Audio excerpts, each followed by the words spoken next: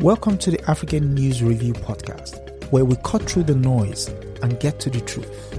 I am your host, Adesoji Iginla, and each week we are here to challenge the biases, prejudices, and misinformation in the Western press about Africa. Using historical context and contemporary insights, we set the record straight and reclaim the narrative. Tune in every Sunday at 12 p.m. Eastern as we uncover the real stories and reshape the conversations about Africa. This is the African News Review podcast, reclaiming Africa's narrative, one story at a time. Yes, greetings, and welcome to another African News Review. I am your host, Adesoji Iginla, and with me, as usual, two brilliant minds as regards Africa's history, cultural, and geopolitics. Ladies first. In the middle, we have Fubara and Eli Esquire, author, Your Self-Love Revolution, host, Rethinking Freedom 98.5 FM Killeen, co-host, Women and Resistance. Welcome, sister. Thank you. It's a pleasure to be here. And yes, our explorer extraordinaire, Comrade Milton Allimadi, host Black Star News on WBAI, 99.5 FM New York Radio, author of Manufacturing Hate, and welcome, Comrade. Karibu. So, as it's become news where you are, please, beginning with sister. We're putting together an interview for tomorrow, since today is November 30th. On December 1st, I have a radio show called Rethinking Freedom. And we're going to be speaking with Judge Amber Givens, who is in a very elite class. Across the country, there are very few Black judges, particularly at the appellate and Supreme Court levels. Of course, we saw that, what it's taken to even get Ketanji Brown Jackson on the Supreme Court. But in the state of Texas, we do everything bigger in the state of Texas. There's even more of a barrier of challenges for us to get Black judges into certain positions. And once they get in, there really is a concerted effort to get them out. And so we're going to be talking with Judge Givens because she has a trial coming up December 10th and she is appealing sanctions against her that were completely contrived and politically motivated as far as I'm concerned. And we'll see what the evidence shows. And Ken Paxton's office, some of you may have heard of Ken Paxton. Attorney General. Is going to be actually the prosecutor, if you will, in this trial. And so what continues to happen in the state of Texas are all the ways that the lives and the livelihoods of people of color are being threatened. And certainly when you have less racial diversity on the courts, it continues this legacy of discrimination that has been built into the history of Texas. United States. Okay. Yeah, so just a little bit of what's happening in our area. And Comrade? Mm-hmm. Yeah, so obviously we are following Venezuela. And the announcement that there's no fly zone over Venezuela. What kind of nonsense is that? So you're going to shoot down civilian planes? It's just amazing. But also, on the side of Venezuela, after you've seen Afghanistan, you saw Iran, you saw Libya. When you learn from the alliance of Sahel states, you need to have a regional pact where an attack on one of you is attack on all of you. So why do you not have a pact like that with Brazil or some other countries, It's just amazing that after all these lessons that we should have learned by now, now you're sitting there helpless. They're going to probably start dropping some bombs soon. And what are you going to do? Can you survive it? I don't know. And then after Libya, you didn't learn. So where's CARICOM and where is the United Nations in all of this? Because this is clearly illegal. They're all controlled by the U.S., so that's the sad thing. The guys in Sahel states were just brilliant. They were going to go into Niger. The three countries came together and they said, okay, come attack all three of us at the same time. That's why they survived. And Venezuela was just watching. You didn't know with your oil, you have more oil than Saudi Arabia. You didn't think sooner or later. But then the issue was who was going to come, because it took certain kind of leaders to come together in the Sahel, right? Which is why we haven't seen an entire African country do it. So with Venezuela, when you look at the complicity of Trinidad and Tobago, for instance, who exactly were they going to partner with? Not those countries. Probably Brazil was their best bet. Trinidad is now serving U.S. interests with the puppet prime minister. Jamaica is not going to raise the eyebrow. So the person who campaigned on, I'm pulling the U.S. out, I'm stopping all the wars, so on and so forth, is actually extending, creating new wars, extrajudicial killings. There is the issue, though, of the senators who've decided that they're going to start launching investigation into Pete Hegseth and what he's doing. But then here comes in that video message that went out from the 6 Democratic lawmakers telling the military not to follow through on any unlawful orders. Yeah. Will that fall in within that realm? Because what is the reason for attacking Venezuela? Will Congress speak up and say you have not come and gotten permission from us to start this war? Although, of course, we've seen other presidents also circumvent that. But there's a whole lot at stake here. But will the world really just sit back? Maybe this is a rhetorical question. And watch the bully, the United States of America at this time, under the leadership of the felon-in-chief, just go in and decimate Venezuela? Is that what we're going to do? After Gaza? Yeah, why not? After what's going on in the Ukraine? Why not? I mean, unless we see, even with the massive protests we saw over, I mean, the regional countries have to do something. Brazil is the key player here, Brazil can make a difference. Brazil is a major country. Brazil can rally other countries. I mean, look, it took South Africa to speak up on Gaza before the world just snapped out of its somnambulance and also started becoming much more critical, aggressively, toward the Israeli genocide against the Palestinians. So it needs a spark. I don't know if Brazil can provide that spark. But ultimately, of course, Rubio just wants regime change in Cuba, and he wants to first punish Venezuela for keeping Castro and his government alive for such a long time with the subsidized oil. He resented that tremendously. And then he thinks by taking out Venezuela, it's going to be easier to then go and take out Cuba. Okay. So I'm going to say to U.S. voters, especially those of you who want to keep those pesky immigrants out, those brown people.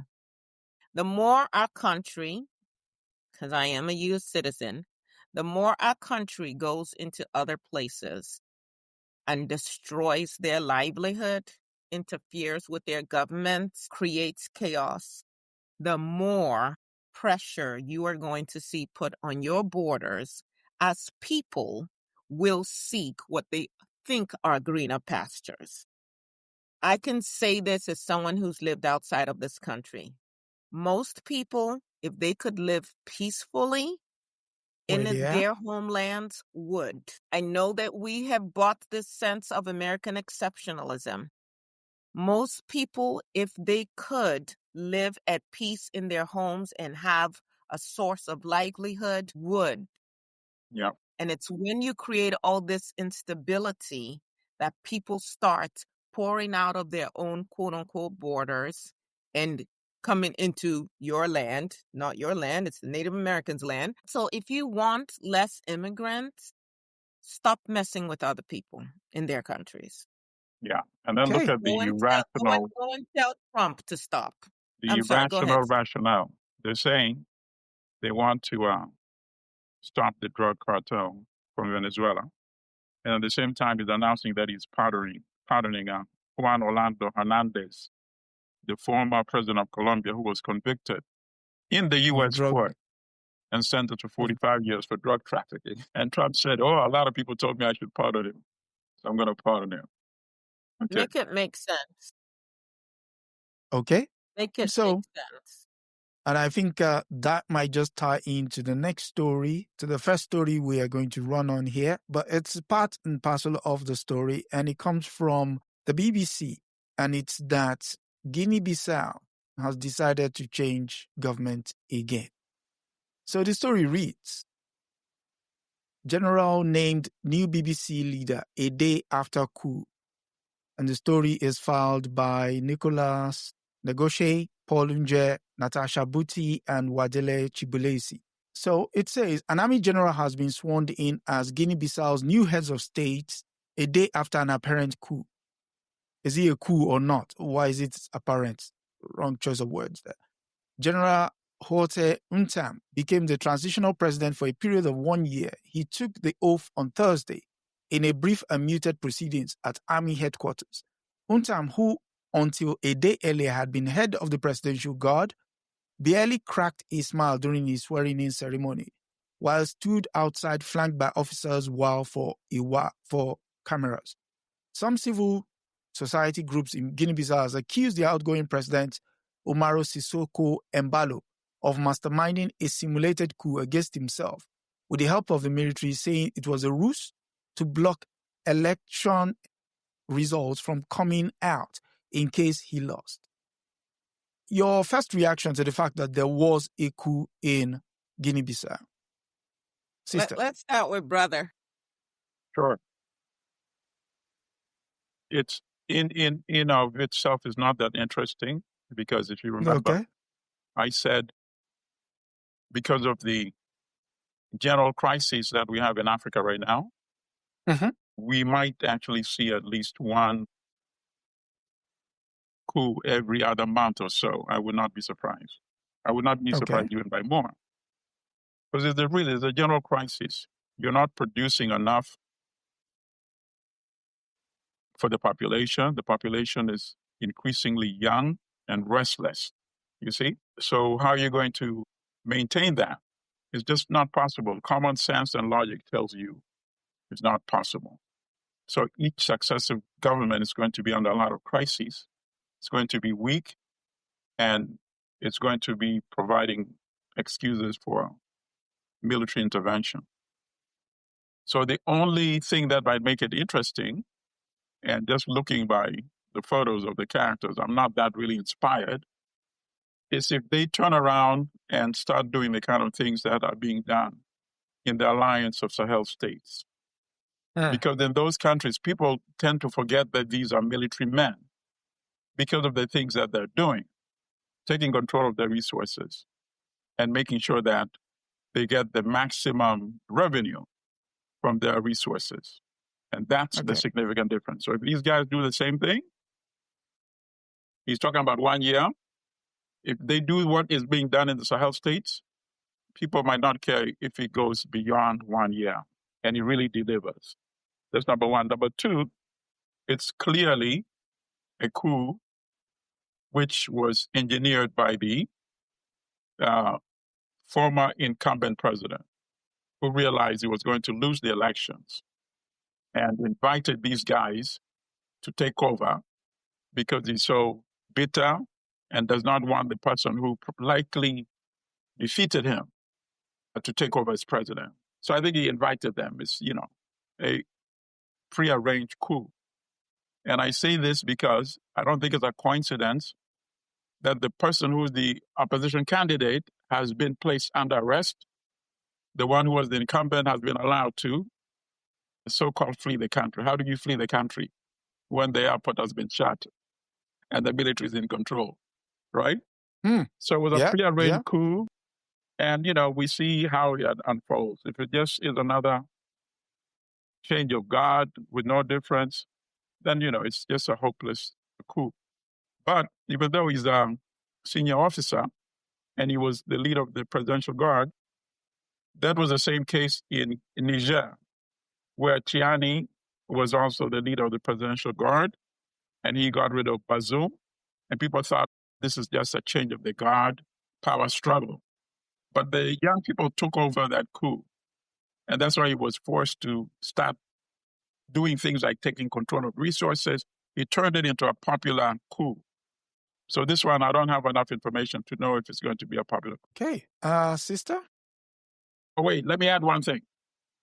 The saddest thing is this is the country of Amilcar Cabral.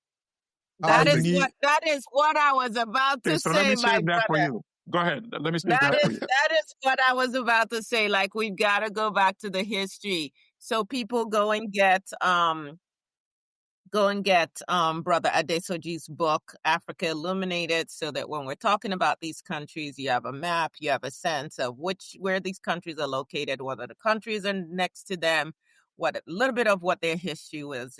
It's just a really great book to have as a resource as you watch African News Review. And of course, everybody has clicked the like button, and everybody who's watching has subscribed, and everybody who's watching is sharing to their social media, because we are on a mission to get to 2,000 subscribers by the end of this month. Well, not the end of this month, the end of 2025.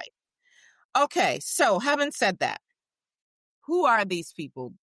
This region we call Guinea-Bissau. Understand that before colonization, had a diverse group of people living here: the Jola, the Papel, the Balante, the Mandinka, the Fulani, right?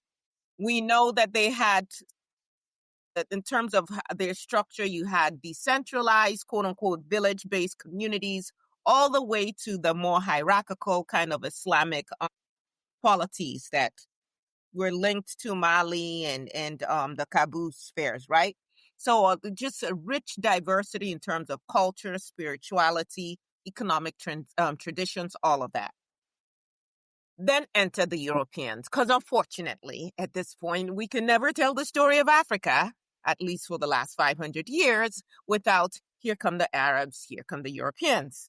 So the Portuguese arrive in about the 15th century, and they're using this region as their Atlantic trading networks, like it's a hub for them, right? Which, by the way, has not changed, okay? So Portugal intensifies its control in the late 19th and the 20th century. You guys should know that this area was heavily involved in the quote-unquote slave trade. I call it the African Ma'afa, African genocide, but there were a lot of our ancestors that were shipped out from this area, from the ports in this area, right? Correct. And then, of course, 1973, we have our great ancestor, Amilcar Cabral, with the PAIGC that declared independence after a long armed struggle. Put a pin in that and go study that as well. And then finally, in 1974. Hold on, you froze when you mentioned Amilcar Cabral. Did? Oh, I'm so sorry. So our great ancestor, Amilcar Cabral. Echo. There's too much echo. Too much echo? What's going on? Can y'all hear me okay? Yeah. Go on. Okay. 1973, with the PAIGC, declared independence after a very long armed struggle. They actually fought for their independence. And of course, in 1974, Portugal finally recognizes them after the Carnation Revolution. So you need stuff to study during the holidays. Just giving you some things here. All right. So what has happened since then? First, we had a 6-year rule from 1974 to 1980. It was one-party rule. Then in 1980, we had a coup. Nino Vieira seizes power. Then from 1998 to 99, there's a civil war, considerable bloodshed. Then from the 2000s, we've pretty much seen multiple coups, assassinations, and political instability in the area. Right. From 2010 to the present, Guinea-Bissau has actually been a very major player in the trafficking of cocaine. Repeat that part. So again, following that same slave trade, African trade routes, the cocaine comes in from Latin America. It is stored and repackaged in these regions, Cape Verde, Guinea-Bissau, all of that. And then from here, it makes its way into Europe and the rest of the Western world. There is a lot of money being made. It's not being made by the people, although there is increasing drug addiction in the area as well by the locals. What this article has left out is the deep liberation history of the PAIGC and Amilcar Cabral, and just an understanding of how did we get to where we are right now. Of course, they addressed the issue of there was an election, there were results about to be announced when this coup takes place. Now, you brought up the notion of why would they say apparent coup? I'm kind of with them on the apparent coup, because the person who is now the transitional president for a year served under the previous president that's been ousted. He wasn't killed. You know, with these coups, we usually try to eliminate the person. First, he flew to Senegal, and then now he's hanging out in Congo. Literally hanging out. Okay. So African leaders also need to see how they're supporting each other, especially when they're supporting leaders who have not been great leaders to us. But in the administration of this new leader under this coup, he's put in many of the same people who served under the ousted leader. So it wasn't, they're not cleaning house in any way. So when the opposition is saying, I think this was a simulated coup to block election results, I kind of think he might have something to say. And so whether this is just, and what are you going to do in 1 year? You usually see them announce at least 2 years. What kind of transition are you going to do in just 1 year? So I don't see much of a difference in terms of having this person in power now, Brother Milton. If the youth rise up and say, hey, we're going to use this opportunity to change this from what they think it's going to be to what we need it to be. But then again, maybe if they give all the youth cocaine, they might not rise up. I don't know. But what I'm saying is that when we read these stories, there's a deeper history. And I'm always asking, who stands to benefit? So would these opposition leaders, whoever could possibly have won, have counteracted some of the players in this area, which are many? You have the South American drug cartels, but you also have the Russian cartels, and then you also have the African leadership, the military leaders. In fact, there was one, I don't know if I have his name, who was tried and convicted in the U.S. courts from Guinea-Bissau for cocaine trafficking. So again, what you see with all of these players is the voicelessness, if you will, of the people and how they are being impacted and how leadership is actually serving the people. And it's going to take the people to rise up to force our leaders to truly lead in a way that benefits us all.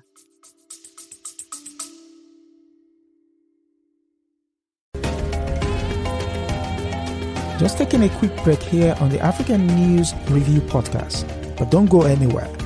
If you're enjoying our deep dive into the real stories behind the headlines, make sure to subscribe so you never miss an episode. Every Sunday at 12 p.m. Eastern, we're here to debunk the myths and bring you the truth about Africa. Want to help spread the word? Share this podcast with your friends and leave us a review. It goes a long way in helping others discover the real Africa. Without further ado, let's get back to setting the record straight.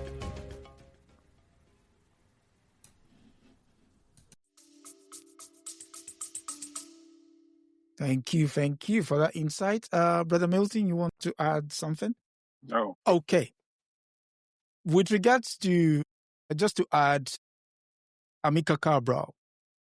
For those who are not aware, Amilcar Cabral believed that the culture of a people would determine its progress. And one of his classic quotes is, hide nothing from the masses of our people, which is what we try to do here.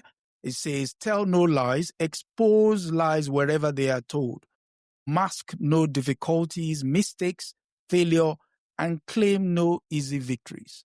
And the reason for that quote in this aspect is, technically, he declared that the problem with the African countries as they are so defined post-independence is that they are just set up to fail.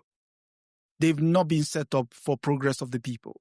They've been set up as a hub, as a conduit for European exploitation. And we've seen that time and time and time again.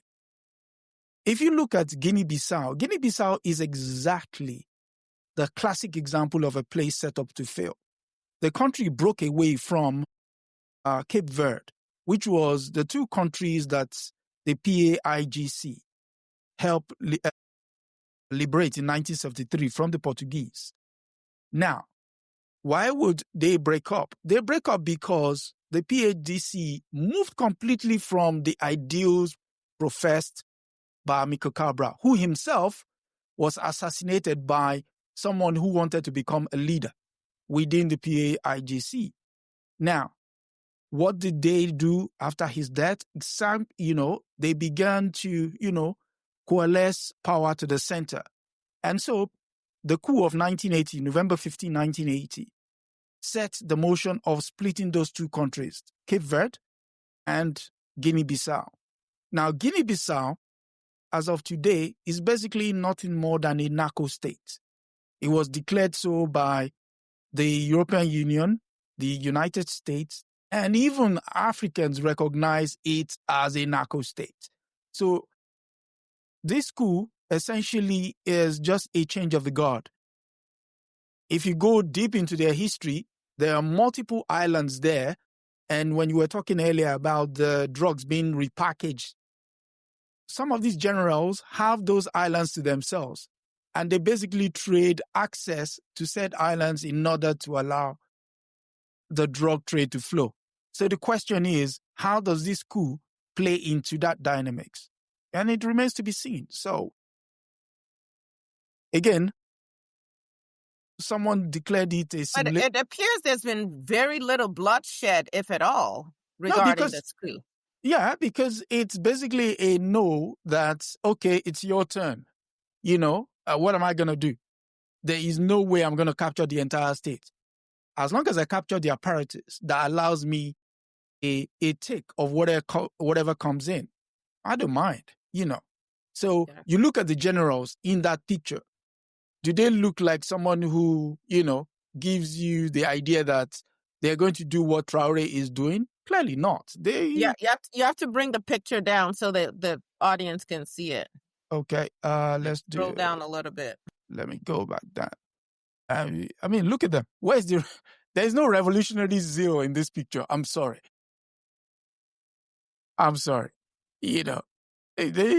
look to be fighting for their pensions. So again, that said, I mean, when I saw the fact that there was a coup, I immediately went and looked at the pictures of who the major players are.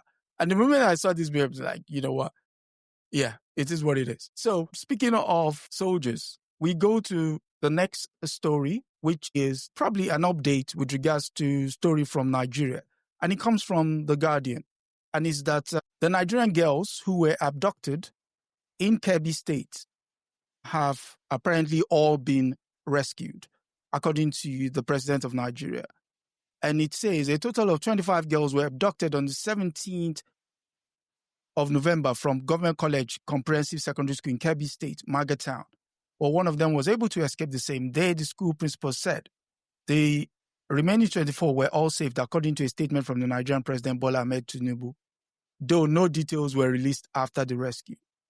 And it goes on to say, meanwhile, 38 worshippers kidnapped during a deadly church attack in it's not central actually, it's western Nigeria, Kwara State, have regained their freedom. Kwara Governor Abdurrahman Abdulrazak said in a statement on Sunday, gunmen had attacked the Christ Apostolic Church in Eruku on the 18th of November, killing 2 people and taking the others hostage.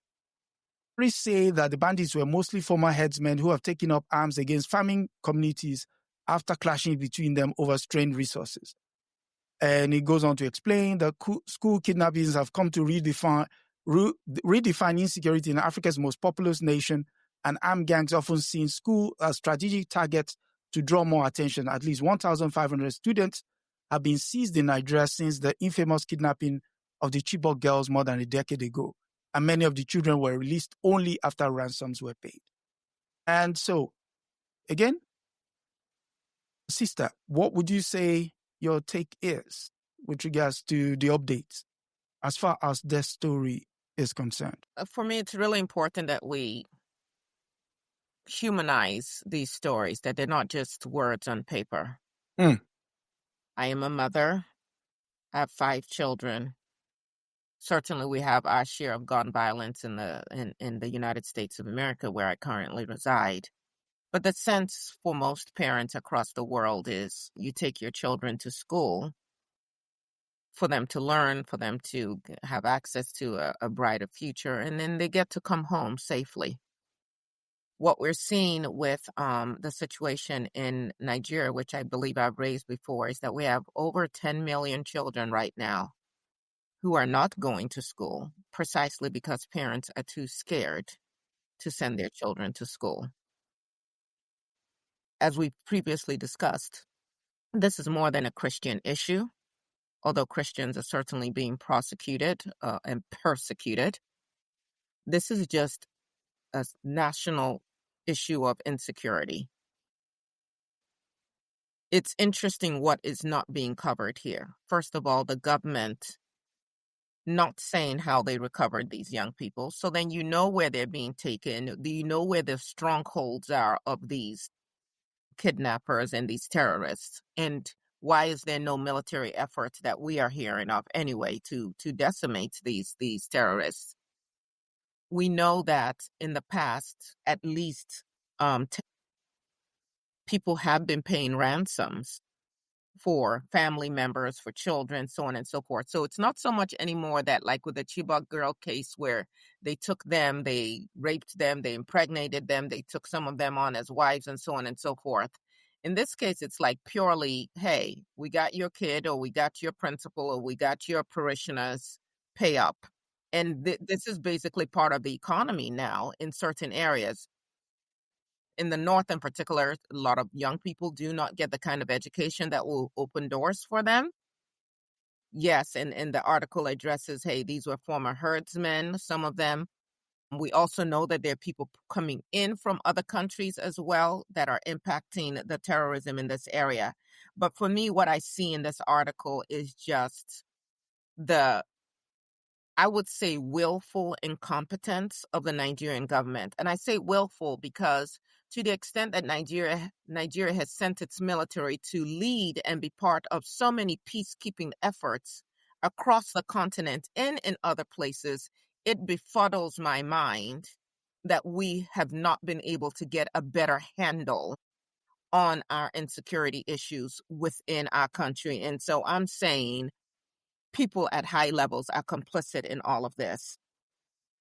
Last notes that I want to make on this is the trauma, the enduring trauma of all of this. My sister, Somiari Fubara, happens to be a trauma specialist, and she worked with with some of the survivors from the Chibok girl incident. She worked with them in Nigeria, and she worked with some of them who came to the United States for treatment for injuries. And these traumas are deep-seated. They are not going away in a hurry. But one of the things that I recall her sharing with me is how little access these girls, even the ones who were rescued, how little access they had to their families. The government was basically holding them and deciding when they could interact with their families. So I'm very concerned that these girls have been, quote unquote, recovered, the 25 girls who were abducted from Government Girls Comprehensive Secondary School in MAGA, have been rescued, but their parents have not seen them yet. And so I'm like, what is the government doing here? I'm needing some transparency here. If you really rescued them, let me see, and let the parents come and say, yes, every one of our young girls is accounted for before the international eyes go away from this story. Because I do not believe that our government in Nigeria, and I can say our for Nigeria as well, because, my family comes from there, I don't believe they're being transparent here, and I don't believe that they're ready to actually address this issue head on. Yes. So, this story boils back to what I alluded to in the Guinea-Bissau story as well. It all goes back to states that are not producing. And as the sister said, this is not the typical, kidnapping. This is an industry. These are people who need to sustain themselves. They need a living. They don't have factory jobs to go to. Now there's crises over the land. There's conflict over land, conflict over grazing ground, conflict over where you can grow food. So obviously they're going to look for another way to sustain themselves. And now it just happens to be this. You kidnap because they know that these children are loved by their parents, and they know that they will pay to get their children back. And in this case, it's quite obvious that the Nigerian government paid the ransom. And that is why they cannot provide details of the so-called rescue.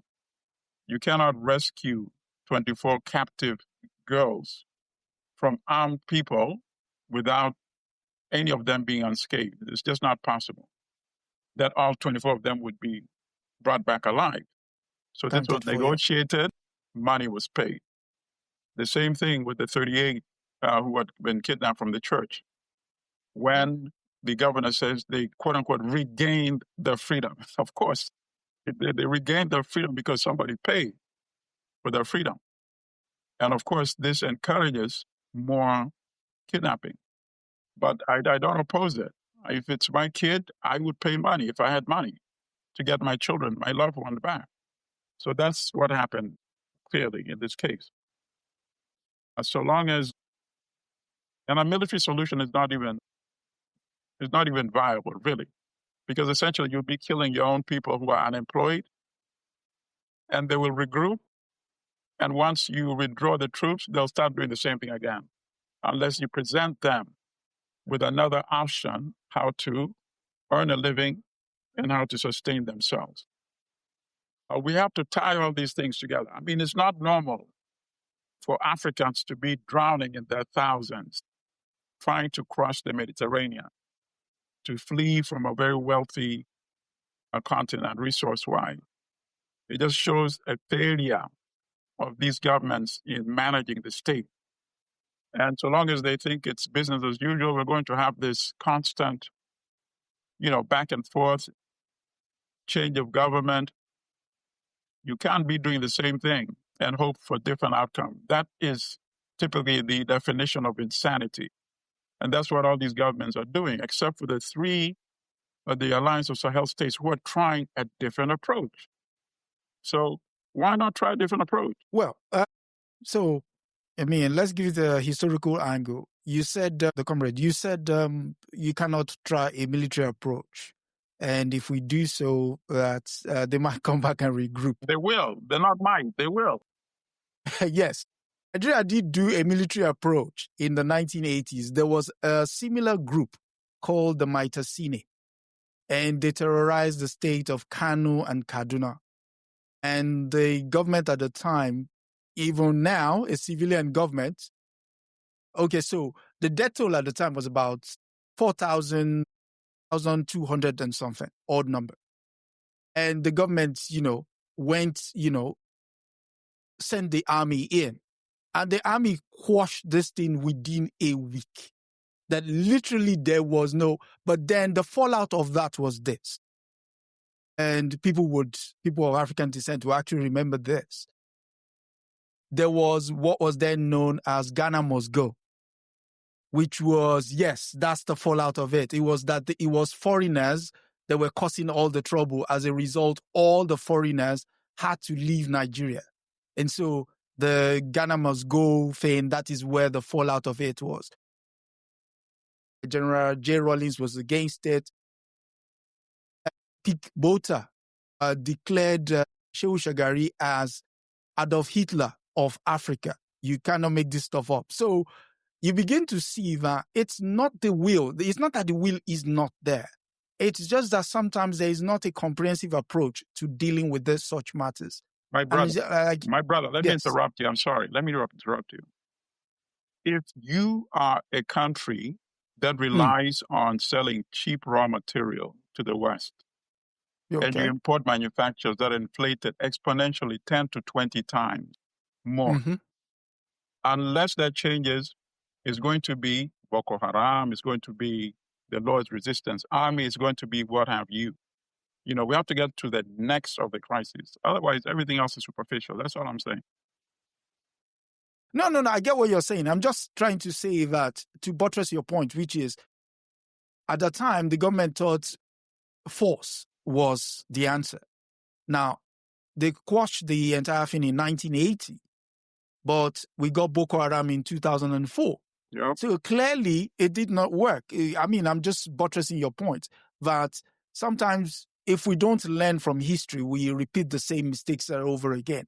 So if we go in again with force, without going to the root cause of the problem, we're going to be kicking this problem again into the long grass for the next generation. It needs to be a multi-pronged approach, though. I do think that you have to come against, with some force, you have to come against these terrorists. And certainly when you have everyday people, quote unquote, villagers, informing us that there are helicopters showing up in the middle of the night in these very kind of isolated areas, that they see white men or people who look white anyway, who are in charge of these helicopters, and they're bringing a lot of goods and things.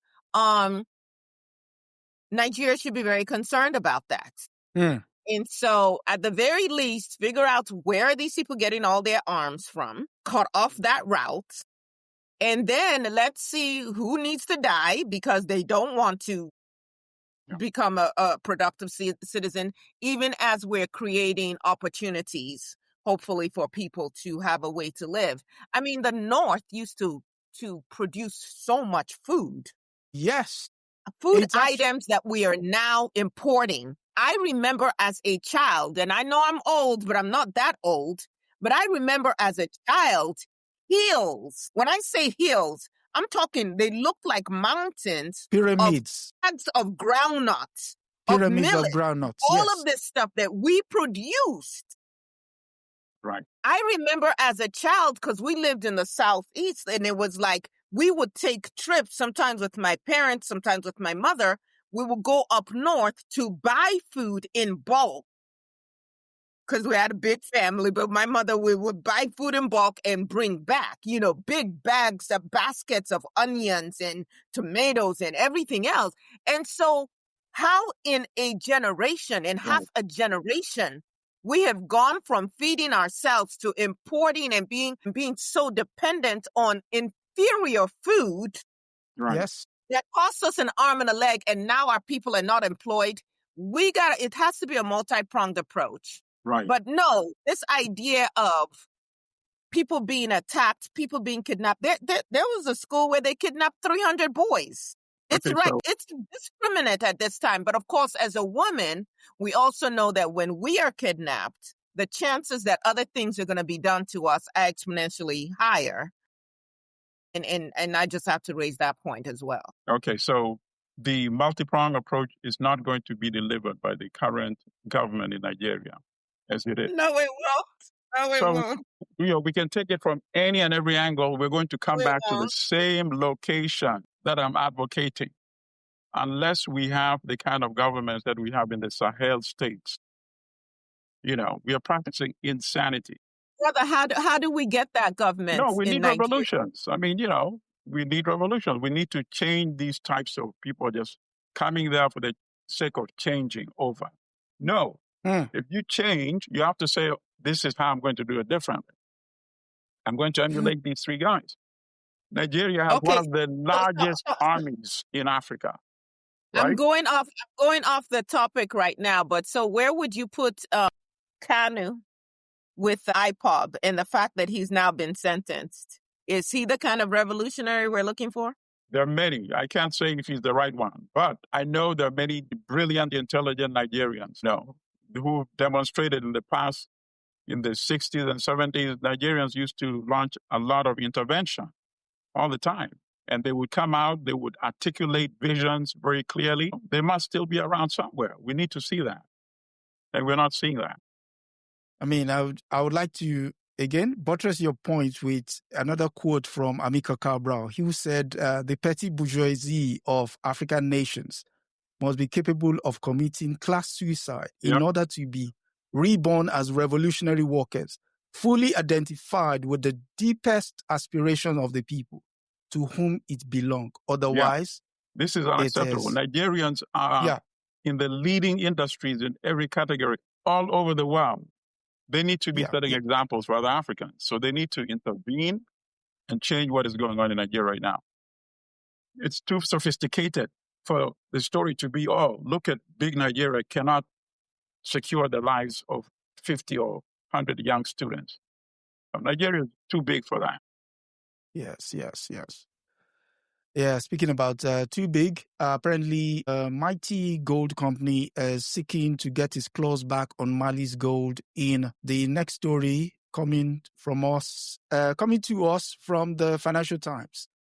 And it's that Barrick reaches settlement in gold mining dispute with Mali. Deal will allow for reclamation of Lulokolo mines and release of detained workers. Barrick Mining has reached a deal to end a long-running dispute with Mali that led to the miners losing control of one of its most productive assets. Not the gold mine. Barrick, one of the world's largest gold producers, has been locked in a disagreement with the Malian government since the introduction of a new mining code in 2023. I'd just like to take your eyes to the last part. The Malian government is among several military regimes in the Sahel region of Africa that has turned to more aggressive tactics in order to gain more control over their domestic critical mineral supplies. More interventionist steps taken by policymakers in Mali, Niger, and Burkina Faso have included the rewriting of mining laws and demand for higher tax payments and larger ownership stakes in mines. Is that a bad thing? Go on. Sister, you want to go first? Sure. It's a bad thing if the people want to have control of over their own riches. It was interesting to me as I was reading that article. I'm like, wait a second. It almost sounded like Barrick had put out a press release and sent it to them, and they just cut and pasted parts of Barrick's press release. I'm like, their assets, what, who owns the, what? As my people over here would say, make it make sense. Yeah, it really did sound like they were just cutting and pasting Barrick's own press release. And most of the quotes in the article were from Barrick. This white savior Barrick. Yeah. Well, the new person that they have in charge of Barrick. So let me just address a couple of things here. Barrick has been operating in Africa, as far as I can figure out, at least since the 1990s. Early 2000s, they got some major acquisitions in Tanzania. Today, they are the largest gold producer in Africa. Correct. Operating major mines in Mali, in DRC, and in Tanzania. With all of these mining operations, their focus, as is with capitalism, is straight up profit. Profit, yep, correct. To hell with the people, to hell with any environmental issues, to hell with the fact that the areas where this gold is being extracted from, that those areas are completely impoverished. They're not schools, they're not hospitals, there are no opportunities for the people there. Forget the labor disputes that we're paying you nothing. Forget that you guys don't have any benefits in the sense that you understand workers in quote unquote the Western world that will have. There are no unions, things of that nature. You can go and look at their mines in Tanzania and look at the accusations of human rights violations there. And of course, it's that long-term profit extraction with limited local wealth retention, right? So how much gold is Barrick extracting from just this mine? Approximately, my people, go and look at the cost of gold per ounce. I was just in Egypt. They told me what the cost was per ounce, and I minded my business and left the store because I had no business with 3 children going to college this fall trying to be buying any gold, okay? But it was, so they extract approximately 700,000 to 723,000 ounces of gold per year from this one mine. We're talking about over 1.4 billion in this one area, right? And that mine accounts for about 20% of Barrick's total global production. So you can understand why they were going to fight tooth and nail to keep it. Now, my question is, because we've talked about the Sahel states and the innovation of the leaders there, my question is, what is this new deal? Because this cut and paste press release did not give me any information from the standpoint of the Africans. And besides, okay, with this deal now, they're going to release their imprisoned workers and so on and so forth. How much of that 1.4 billion plus is going to remain in Mali? How much is repatriated abroad for their shareholders? So, yeah, they've withdrawn their arbitration case. I'm not sure if Mali thought, hey, we need them to still mine this. I don't know if we're going to ensure that we learn how to do this work ourselves, because for crying out loud, Africans used to mine their own gold by themselves before colonization. Supposedly has agreed to operate under Mali's new mining code. I don't know what that new mining code is. Hopefully it does serve our people. And Barrick, in the meantime, receives a 10-year extension. 10-year extension of mining rights. Let's say the price of gold stays stagnant and we're just going to keep it at the 1.4 billion, right? Yep. That's how many billion? That's 10 times 1.4, so 14. Okay. Meanwhile, Mali receives a financial settlement at about 430 million. Is that one time? Is that every year? I don't know. So I don't know who's going to benefit from this. Certainly for Barrick, they have another 10 years of exploitation that has been co-signed. Maybe for Mali government, it's that cash flow. But still, the communities, as far as I can tell, are excluded. The environmental or social safeguards have not been put in place. But I'll withhold any further statements until and if we ever see what these mining codes actually look like. Comrade? Okay, so I don't know the details, but I'm confident that Mali is making off better than Congo is making off relative to its resources. And probably even Ghana with its gold. I mean, obviously, the price of gold keeps escalating, and there was no way Barrick was going to sit there and watch money that it could be earning for its shareholders not being earned. That part. And Mali didn't have much to lose. Mali is a country that's been exploited. And so they figured, okay, 2 more years of exploitation by not earning revenue, it's worth it to them. They would probably yield before we do. And Barrick's shareholders, they got rid of the former CEO. They did. And brought a new one.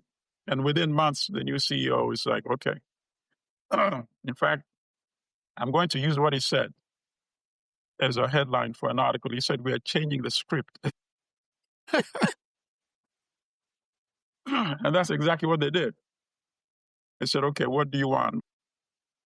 And Mali, the list that we don't have, obviously, gave them the list of things that they want. And since the price of gold is, so high right now, the money is good. Barrick said, okay, let's make a deal. And that's what they're doing. So I'm hoping that countries like Mali, all these countries can do what Libya did with its oil, you know? I mean, I have beef with Gaddafi in the sense that at the end of the day, he stayed for too long, you know? I mean, even Castro stepped down at some point, right? Yeah, yeah. Think yeah. about that. When you stay too long, you give them an excuse to find a way to cause dissension, division, and then get rid of you. But what he did with Libya's oil, nobody can deny. Even his enemies, even the Western countries, they can't compare what Libya did with its oil to transform that country compared to any other oil-producing nation. And if these countries could just do the same thing with their minerals and uplift the welfare of their people, we are hoping that this is the kind of process we'll see more of. Draw the line and tell them enough is enough, and they'll come back. Because if they don't come back, somebody else will come and do business with you. That's right. That's right. Yeah. So, one final question with regards to this particular article is that why would you think the Financial Times will will lay out this article like this, just simply taking the lines of capital as opposed to, going to the people to wonder, okay, because you could clearly see there was no time that they reached out to the Malians. Well, I probably can't say, but then the article doesn't even show that, we reached out to Mali and they had no comments or anything. It was basically one-sided. I can answer that part of that. This was an arranged deal that the government of Mali was comfortable with, because Barrick, and obviously I don't have privy to it. I'm just I'm just guesstimating. Barrick said we can't look like we are surrendering totally. It would not be good for the gold market and industry. So in return for us giving you what you want, can we somehow massage the narrative of what transpired? That Mali probably said, okay, why don't you add an extra this and that and that? And then you go ahead and write what you want to do, so long as you don't make us look that bad, you see? And at the end, read the very last part of the article. Where it says... The very last paragraph. Mali probably said, I'm happy with that. Where it says, wait a second, I want to bring it up again. It goes, I'm just going to share it. 1 second. Okay, so we share. And it goes. So the last part says, the Malian government is... The last two, right. Okay, so the Malian government is amongst several military regimes in the Sahel region of Africa that has turned to more aggressive tactics in order to gain more control over their domestic critical mineral supplies. More interventionist steps taken by policymakers in Mali, Niger, and Burkina Faso have included the rewriting of mining laws and demand for higher tax payments and larger ownership of stakes in mines. See, so that's the lead of the article. But Barrick said, if we put that at the top, it's going to look like we are completely defeated.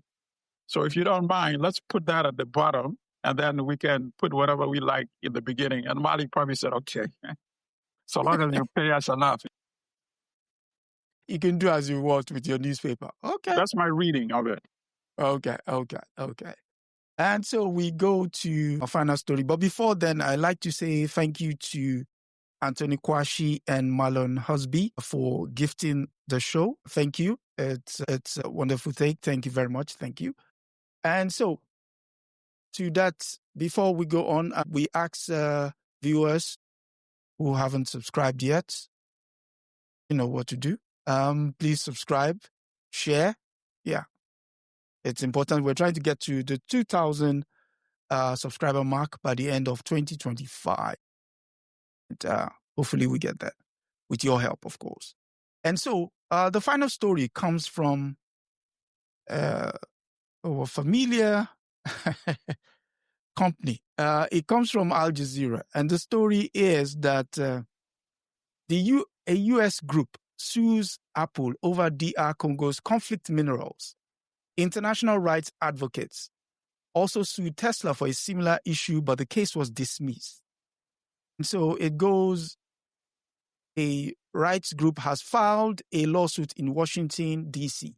accusing Apple of using minerals linked to conflict and human rights abuses in the Democratic Republic of the Congo, DRC, and Rwanda, despite the iPhone makers' denials.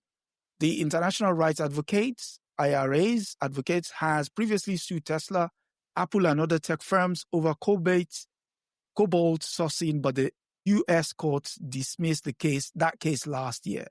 So the question is, why now? Who wants to go first? Who is the Apple user in the house? Who wants to go first? Let me just make this comment based on the article. First of all, I appreciate any outside groups who are agitating in any way to help Yes. impact or bring about changes in terms of what these multinational corporations are doing around the world. While we've been so focused on these artificial borders, what country is this and all of that, the multinational corporations are borderless, right? True. You're based incorporated in one place and you're doing business all over the world and in every continent, and your money is flowing through all the channels. And so these borders are really to keep people in more so than in any way prevent capitalism from doing what it does in the hands of imperialists in particular. And so I'm very grateful for this group and for their advocacy, because it costs money to file lawsuits. It costs money to litigate anything. And certainly to the extent that they are not directly being impacted in these countries, they probably, have, somewhat privileged lives here. They don't have to be bothered. So first and foremost, thank you to them for taking this on. But you always also have to look at what your legal strategy is. You can sue for pretty much anything. Now, sometimes a judge may come back and say this is a frivolous suit, but people are suing all the time. But in this case, I think that I like the shift in their strategy from saying there's a human rights violation going on or their child labor laws that are being violated. Because again, we've seen how they go back and pressure these African leaders, and they change the child labor laws to where there's virtually no laws protecting young kids. But for them to move their tactic from, hey, there's some violations going on in terms of ethics or human rights, and instead focus on there is defective advertising going on here. You guys are lying in your advertising, which is something that in many other Western countries, not so much the United States, because they lie so much on TV. And of course, the felon in chief is the chief liar here in this country. But at the same time, that I think has it has an easier route to them, quote unquote, winning than the first route. Now, recognize that they're not asking for any kind of monetary compensation or anything. It's really, I think, a way to gain awareness of these issues and to get the people, the masses, to put pressure on these organizations. So if you think of blood diamonds from decades ago, and the idea that people started to say, hey, I want to know if the diamond I'm purchasing is a blood diamond or if it has been certified that it is not. And so if you get more people who use these Apple products every day, who are driving the Teslas or whatever, but have a little bit of humanity in them, who are saying, wait a second, you mean a 6-year-old mined this cobalt for me? Want that maybe that could put pressure on these multinational corporations to stop doing business as usual. Now, in terms of Apple denying, hello, would you expect them to come out and tell you these are all the ways that we're maximizing profit? Then, of course, there's always the part of, hey, I just get it from my suppliers. I don't know what my suppliers are doing. Yeah, you don't know because you don't want to know. No, yeah. And so I think this is just a way and successful to get more awareness about these issues and to hopefully get the masses to put the pressure on these organizations, these corporations, to change the way that they do business. But ultimately, I am not waiting on any white saviors. African countries should be protecting our wealth and our people. And so we should not need some court in the United States of America to say Apple is violating any kind of laws when they are operating right in our countries, on our own lands. We should be the ones, like hopefully Mali has done, addressing codes and saying you either make these changes or get out. And Simple. like Allimadi said, there will be other people who show up. And again, if you want to do business with us, you're going to respect our people, you're going to respect our land, and you're certainly not going to use our children. But just understanding that our leaders have to do this because there's so much poverty that parents really are willing to have 6 and 7 and 8-year-olds go to help bring resources back into the family. And this is not unique to Africa. I mean, even here in the United States, if you go back, some of you and your families, those of you who are watching, know family members. Hey, on Women in Resistance, we just covered this with Miss McCarty. She dropped out of school in the 6th grade to help her family. So we know that when there are few options, children will become, their labor will be used like adults' labor, and we have to change those circumstances. Milton? No, that's very good. You covered pretty much all the bases. I think, obviously, young people need to be involved in campaigns, but how many young people are really willing to switch from their Apple products to some other products? That's a big challenge. I know some people, young people, that will die for their Apple products, you see? And that's a challenge. But if young people really got into doing some slick produced campaigns, it would have more impact than even the lawsuits, really. Very much so. Because now the consumers themselves are coming out and protesting with their money by switching to other products. That would be the best and the fastest solution, really, for this situation.